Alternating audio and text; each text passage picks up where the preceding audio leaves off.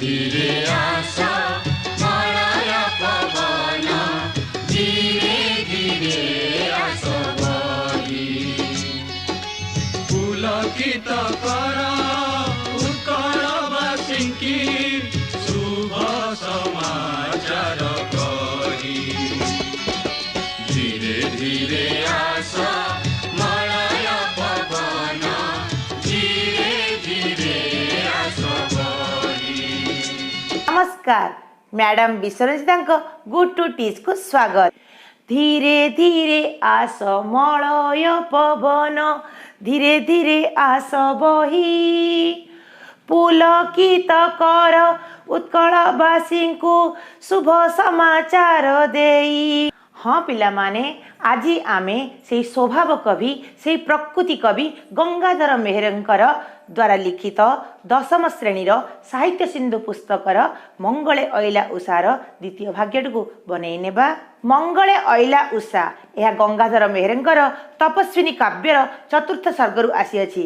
केवल जे गंगाधर मेहर जड़े प्रकृति कवि थिले ताहा नुहे, से मध्य बहुत देशात्मबोधक कविता मध्य रचना करिसेंती। गंगाधर मेहरंकर रचित पुस्तक गुड़िक हैला तपस्विनी, प्रणय बल्लरी, कीचकवध, इंदुमती, पद्मिनी, अयोध्या दृश्य, उत्कल लक्ष्मी इत्यादि। आज आमे आलोचना करिनेबा मंगले अइला उषार द्वितीय भागटी को। प्रथम भागटी को आमे आलोचना करिथिले, सेथिरे आमे 5टी पद पढ़िथिले। आज आमे षष्ठ पद ठारू दशम पद पर्यंत बुझिनेबा एवं कविता को जीवा पूर्वरु आमे आलोचना करिनेबा प्रथम अध्यायर सारांश को। प्रथम अध्यायर सारांश मंगले अइला उषा। मंगल मुहूर्त रे उषार आगमन।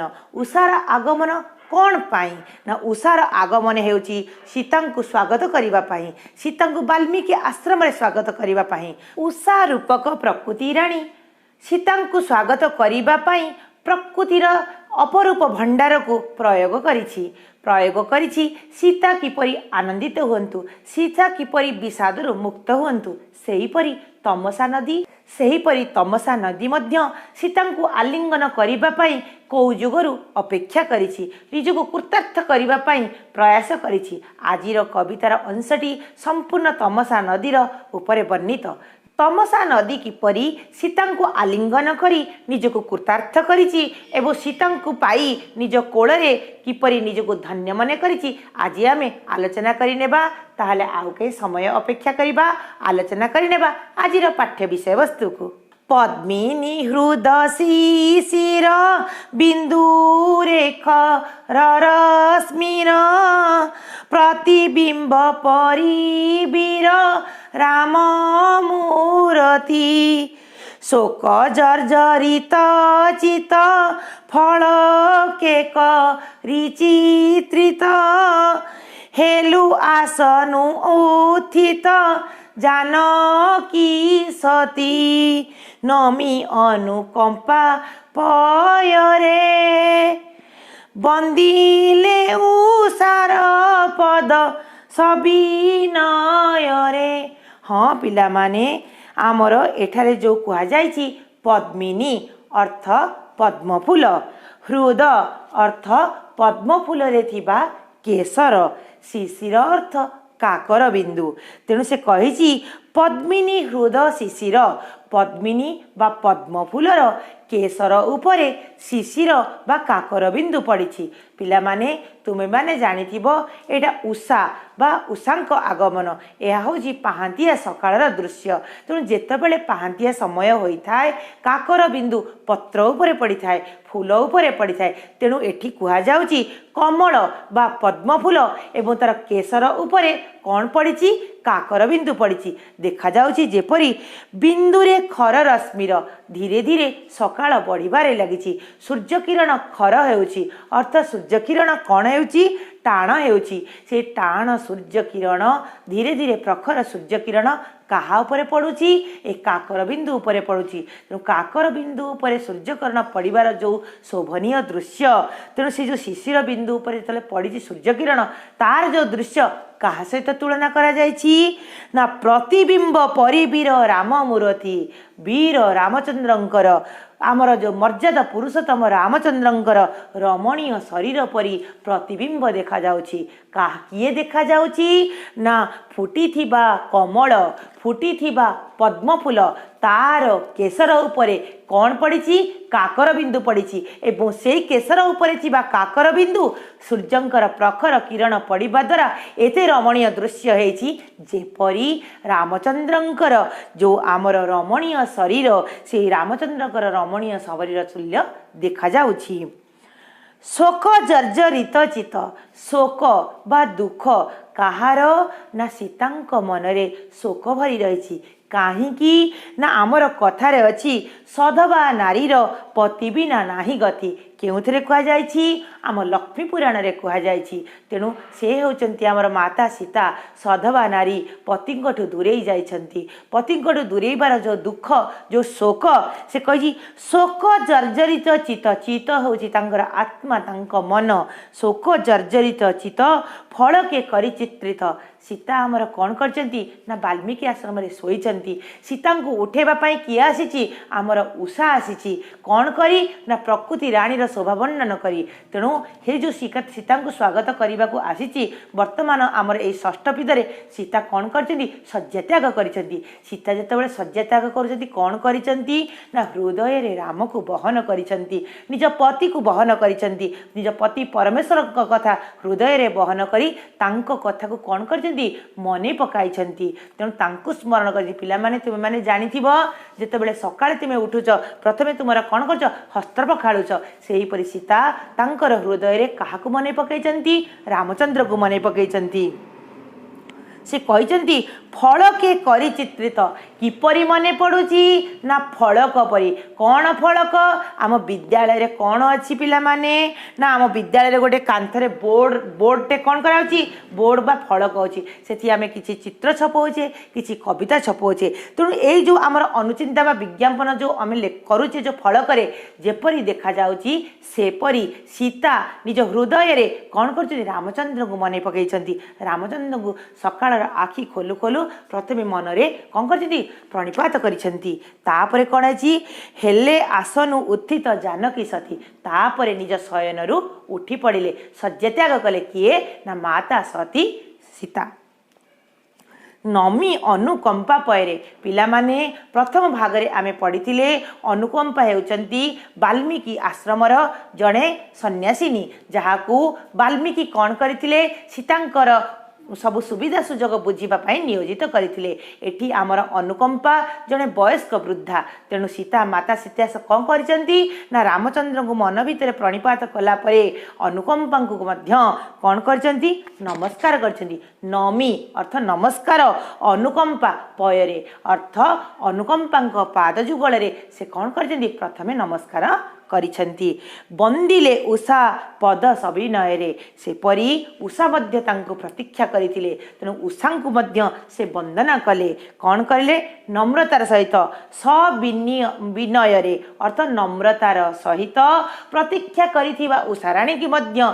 से कौन कले नमस्कार कले बा सांको वंदना कले उषांकर वंदना कले पिला माने एई जो पंक्तिटी आमर थिला एई पंक्ति रे पूर्व पंक्ति गुड़िकरे सीता शयनरत थिले एवं उषा तांको प्रतीक्षा करथिले आ वर्तमान एई पंक्ति रे सीतांकर उषांक सहित कौन हेछि मिलन हेछि संयोग हेछि बोइले ताकु प्रशंसी तुमे तिमिर विध्वंसी रग्वी आगमन संसी हुआ संसारे तुम्भ कोमल चरण करे ज्योति आहारण तही जाउछि शरण दृढ़ आशारे शुभ्र सौरभ रसिके शुभ संपादिनी हुआ रघुवंशी के हाँ पिला माने बोइले ताकू प्रशंसी बोइले बा वर्णना कले बा कहिले ताकू अर्थ काहांकु उषांकु किए कहउचंती सीताराणी कहउचंती प्रशंसा करी कहउचंती बोइले ताकू प्रशंसी उषाराणीकर प्रशंसा करी माता सीता कहउचंती कौन कहउचंती ତୁମେ ତିମିର ବିନ୍ଧୋଷୀ ଅର୍ଥ ତିମିର ଅନ୍ଧକାର ବିନ୍ଧୋଷୀ ଧ୍ୱଂସ କରୁଛ ବା ଅନ୍ଧକାରକୁ ନାଶ କରୁଛ। କିଏ ନା ଯେଉଁ ଆମର ଉଷା ସେ କ'ଣ କଲେ ସକାଳର ଆଗମନ ହେଉଛନ୍ତି, ତେଣୁ ଅନ୍ଧକାର ବା ପାପର କ୍ଷୟ କରୁଛନ୍ତି। ଏଠି ପାପର କ୍ଷୟ ମଧ୍ୟ କହିପାରିବା ଆମେ ଅନ୍ଧକାରକୁ ତୁଲ୍ୟ କରିକି। ତେଣୁ ସେ ସୀତାଦେବୀ କହୁଛନ୍ତି ତୁମେ ହେଉଛ, ସୀତାଦେବୀ ପ୍ରଶଂସା କରି କହୁଛନ୍ତି କାହାକୁ? ଉଷାରାଣୀକୁ, ନା ତୁମେ ହେଉଛ ଅନ୍ଧକାରକୁ ଧ୍ୱଂସ ନାଶନକାରୀ, ତେଣୁ ଅନ୍ଧକାର ନାଶକାରୀ। ତେଣୁ ରବି ଆଗମନ ସଂସା ହୁଅ ସଂସାରେ, ତେଣୁ ରବିଙ୍କର ଆଗମନ ଅର୍ଥାତ୍ ସୂର୍ଯ୍ୟଙ୍କର ଆଗମନର କିଏ ସୂଚନା ଦେଉଛନ୍ତି? ଉଷାରାଣୀ ସୂଚନା ଦେଉଛନ୍ତି ପ୍ରକୃତିକୁ। ତେଣୁ ତୁମେ ହେଉଛ ରବିଙ୍କର ଆଗମନର ସୂଚନା ପ୍ରଦାନକାରୀ। ତେଣୁ ସେ କହିଛନ୍ତି ରବି ଆଗମନ ସଂସି ହୁଅ ସଂସାରେ, ସଂସାରକୁ ପ୍ରଥମେ ତୁମେ ରବିଙ୍କର ଆଗମନ ଜଣାଉଛ। କିଏ ଜଣାଉଛ? ଉଷାରାଣୀ ଜଣାଉଛନ୍ତି ବୋଲି ମାତା ସୀତା ତାଙ୍କର ପ୍ରଶଂସା କରୁଛନ୍ତି। କୁମ୍ଭ କୋମଳ ଚରଣ କରେ ଜ୍ୟୋତି ଆହରଣ, ତେଣୁ ଯେତେବେଳେ ଉଷାଙ୍କର ଆଗମନ ହୁଏ, କେତେବେଳେ ଉଷାଙ୍କର ଆଗମନ ହୁଏ ନା ରାତି 12ଟାରେ ଅନ୍ଧକାରର ପରିସମାପ୍ତି ଘଟେ। ଯେତେବେଳେ ସକାଳ 1ର ଆରମ୍ଭ ହୁଏ ସେତେବେଳେ ଉଜ୍ଜଳ ବା ପାପର କ'ଣ ହୁଏ? ନାଶ ହୁଏ, ପୁଣ୍ୟର ଆରମ୍ଭ ହୁଏ ବା ଆଲୋକର ସମୟ ଆରମ୍ଭ ହୋଇଯାଏ। ତେଣୁ ତୁମର କୋମଳ ଚରଣ ହେ ଉଷା ଦେବୀ, ଯେତେବେଳେ ତୁମର ପାଦ ଯୁଗଳର ଚରଣ ବା କୋମଳ ଚରଣ ଧରାପୃଷ୍ଠକୁ ଅବତରଣ କରେ, କରେ ଜ୍ୟୋତି ଆହରଣ, ସିଏ କ'ଣ ପ୍ରଦାନ କରେ ନା ପୁରା ବିଶ୍ୱକୁ ଜ୍ୟୋତି ଆଲୋକ ପ୍ରଦାନ କରେ, ଅର୍ଥ ଉଜ୍ଜଳ, ଅର୍ଥ ପୁଣ୍ୟ ଆଡ଼କୁ ଆମକୁ ଆଗେଇ ନିଏ। ତହିଁ ଯାଉଛି ଶରଣ ଦୃଢ଼ ଆଶାରେ, ଏପରି ପୁଣ୍ୟ କାମ କରୁଥିବା ଉଷା ତୁମେ ଏତେ ପବିତ୍ର, ଏତେ ତୁମେ ପୁଣ୍ୟ ଆତ୍ମା, ତେଣୁ ମୁଁ କ'ଣ କରୁଛି ସେଇ ଆଶାରେ, ଦୃଢ଼ ଆଶାରେ, ସେଇ ଦୃଢ଼ ଆଶା ତୁମ ପାଖରେ ରଖି ମାତା ସୀତା କହୁଛନ୍ତି ସେଇ ତହିଁ ଯାଉଛି ଶରଣ ଦୃଢ଼ ଆଶାରେ, ତେଣୁ ମୁଁ ତୁମର ଶରଣ ପଶୁଛି, ମୋ ମନରେ ଏକ ଦୃଢ଼ ଆଶା ରଖୁଛି ଯେ ତୁମ ଶରଣକୁ ମୁଁ ଯାଉଛି।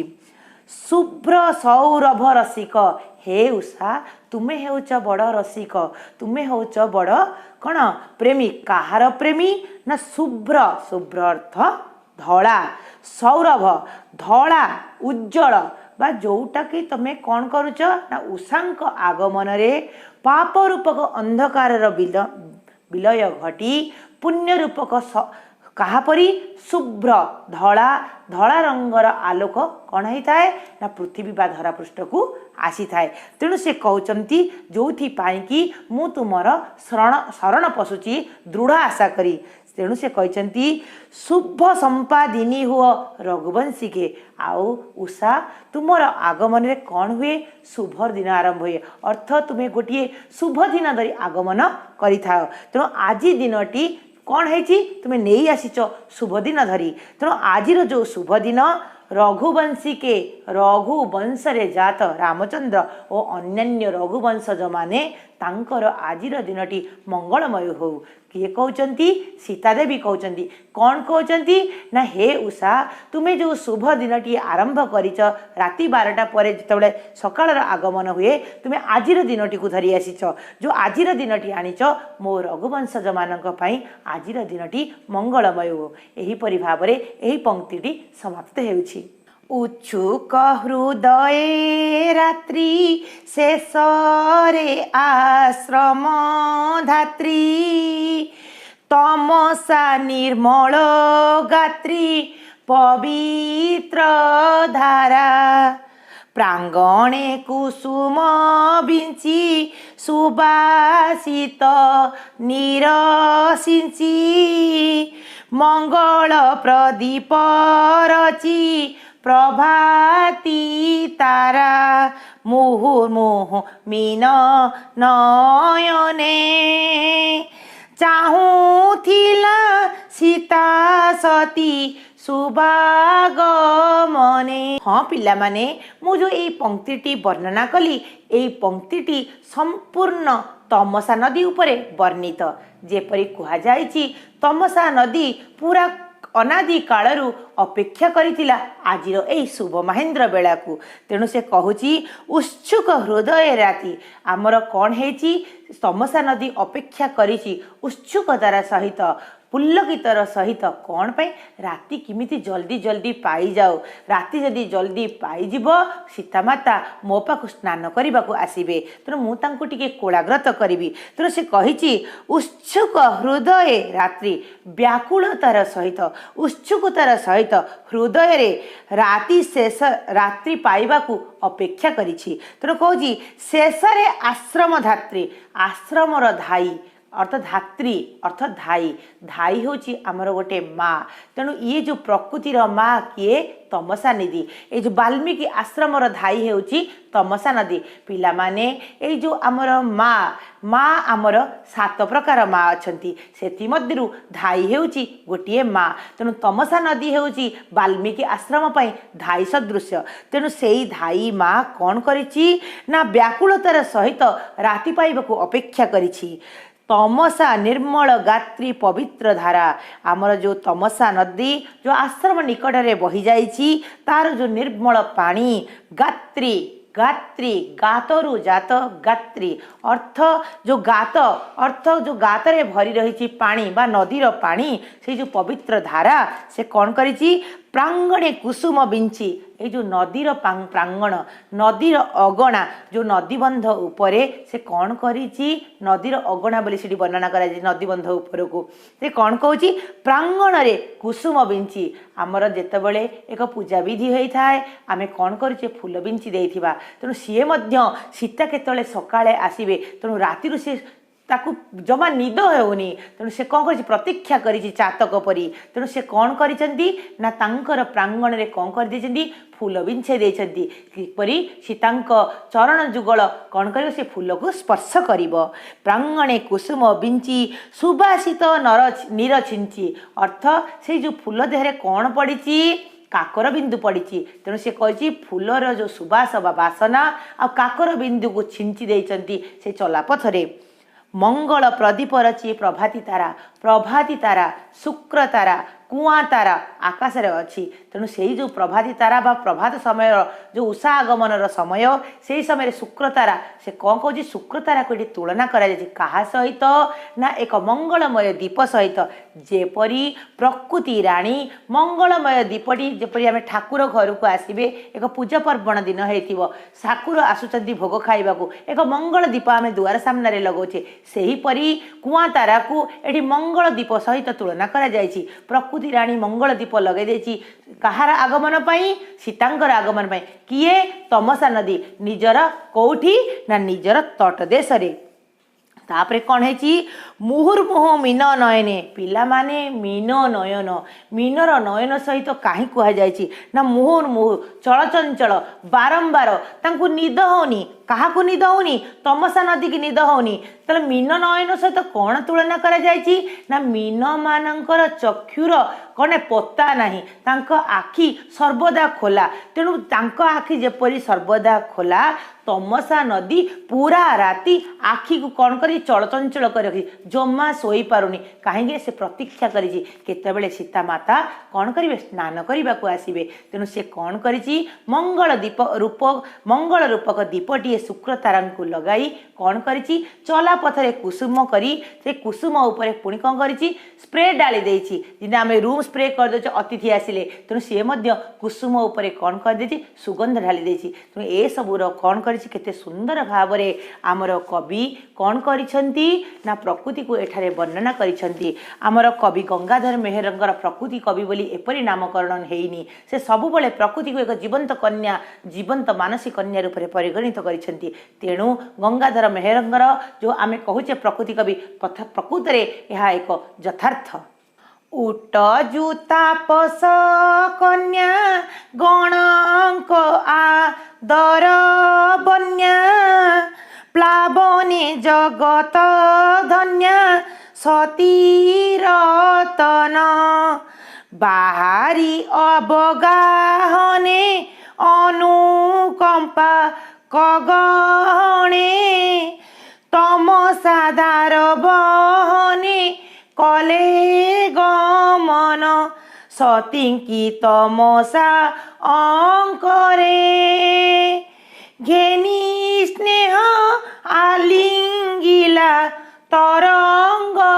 करे ପିଲାମାନେ ଏଠାରେ କ'ଣ ବର୍ଣ୍ଣନା କରାଯାଇଛି ନା ଉଟଜୁ ହେଉଛି ଆମର ଯେହେତୁ ଏଇଟା ହେଲା ତ୍ରେତା ଯୁଗର କଥା, ତେଣୁ ଉଟଜୁ ଯେଉଁ ଋଷିମାନଙ୍କର କୁଟୀର ବା ଋଷିମାନଙ୍କର ଯେଉଁ ରହିବା ସ୍ଥାନ ତାକୁ କୁହାଯାଇଛି ଉଟଜ ବା ମୁନି ଆଶ୍ରମ ବା କୁଡ଼ିଆ।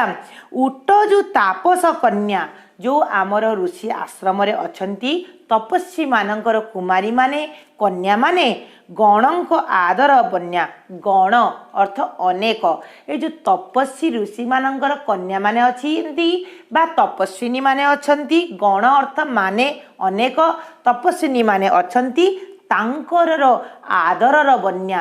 ଆମେ କ'ଣ କହୁଛେ ଅତି ପ୍ରିୟର କ'ଣ ପାଇଁ ନା ସୀତାମାତାଙ୍କର ଯେଉଁ ନିଜର ଉତ୍ତମ ଆଚରଣ ଉତ୍ତମ ବ୍ୟବହାର କେଉଁଠି ବାଲ୍ମୀକି ଆଶ୍ରମରେ ସେ ତାଙ୍କର ଉତ୍ତମ ଆଚରଣ ପାଇଁ ତାଙ୍କୁ ଆଶ୍ରମରେ ଅବସ୍ଥିତ ସମସ୍ତ କନ୍ୟା ବା ଋଷିକନ୍ୟା ମାନେ ତାଙ୍କୁ କ'ଣ କରିଛନ୍ତି ଆଦର ବା ଅତି ପ୍ରିୟର କରିଛନ୍ତି। ପ୍ଲାବନେ ଜଗତ ଧନ୍ୟା ସତୀରତନ। ପ୍ଲାବିତ କରିଦେବ ଜଗତ ଧନ୍ୟା ସତୀରତ୍ନ। ଏଇ ଯେଉଁ ଆମର ସତୀରତ୍ନ କିଏ ନା ଆମର ସୀତା ଦେବୀ। ତେଣୁ ତାଙ୍କୁ ପାଇ ସେଇ ଯେଉଁ ମାଟି ବାଲ୍ମୀକି ଆଶ୍ରମ ଧନ୍ୟ ହେଇଯାଇଛି, ପ୍ଲାବିତ ହେଇଯାଇଛି। ବାହାରି ଅବଗାହନେ ଅନୁକମ୍ପା ଗହଣେ। ଆମର ସୀତାମାତା ବର୍ତ୍ତମାନ ବାହାରି ପଡ଼ିଲେ ସ୍ନାନ କରିବା ପାଇଁ। କାହା ସହିତ? ଅବଗାହନ ବା ଜଳରେ ସ୍ନାନ କରିବା ପାଇଁ, ସ୍ନାନ ନିମିତ୍ତ, ଜଳରେ ସ୍ନାନ ନିମିତ୍ତ ଅନୁକମ୍ପାଙ୍କ ଗହଣେ। ଅନୁକମ୍ପାଙ୍କ ସହିତ ବାରମ୍ବାର ଆମେ ଏଠି ଅନୁକମ୍ପା କିଏ ବର୍ଣ୍ଣନା କରିସାରିଲେଣି। ତେଣୁ ଯେଉଁ ଆମର ସନ୍ନ୍ୟାସିନୀ ଅଛନ୍ତି ସେଠି ଅନୁକମ୍ପା, ତେଣୁ ସେଇ ଯେଉଁ ବୃଦ୍ଧ ଅନୁକମ୍ପାଙ୍କ ସହିତ କ'ଣ କଲେ?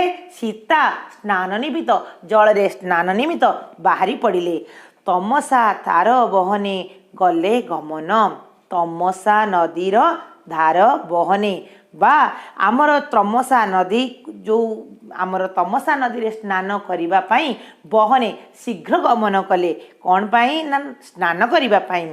ସତୀଙ୍କି ତମସା ଅଙ୍କରେ ଅର୍ଥ କୋଳରେ, ଅର୍ଥ ତମସା ନଦୀ ସୀତା ସତୀଙ୍କୁ କୋଳରେ କ'ଣ କରିବ? ଆଲିଙ୍ଗନ କରିବା ପାଇଁ ଘେନି ସ୍ନେହେ ଆଲଙ୍ଗିଲା ତରଙ୍ଗ କରେ। ସେ ତ କେତେବେଳଠୁ ପ୍ରତୀକ୍ଷା କରିଥିଲା, ତମସା ନଦୀ କେତେବେଳଠୁ ପ୍ରତୀକ୍ଷା କରିଥିଲା, କେତେବେଳେ ସୀତା ମୋ ପାଖକୁ ଆସନ୍ତେ କି। ରାତି ଶୋଇନାହାନ୍ତି ତମସା ନଦୀ। ତେଣୁ ଏଇ ଯେଉଁ ସମୟର ଅନ୍ତ ଘଟିଛି, ବର୍ତ୍ତମାନ ସୀତା ତାଙ୍କ କୋଳକୁ ଆସିଛନ୍ତି।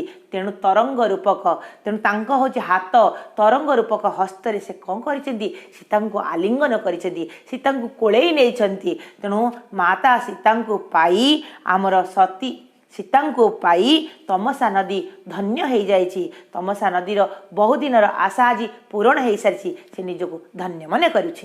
ଅମୃତ ମଧୁର ସ୍ୱରେ ଭାସିଲା ପରିତୋଷରେ ମା ଗୋ ମୋ ମାନସରେ ନଥିଲା ଆଶା। କରିବ ଅଙ୍କେ ବିହାର ରାଜଲକ୍ଷ୍ମୀ ହୃଦହାର। ସୀତା କରି ପରିହାର ଭୋଗ ପିପାସା। ଭାଗ୍ୟବତୀ ମୋତେ ସଂସାରେ ବୋଲିବେ ତ ଯୋଗୁ ଏକା ପର ସଂସାରେ। ଏଠି ତମସା ନଦୀ କହୁଛି, କ'ଣ କହୁଛି?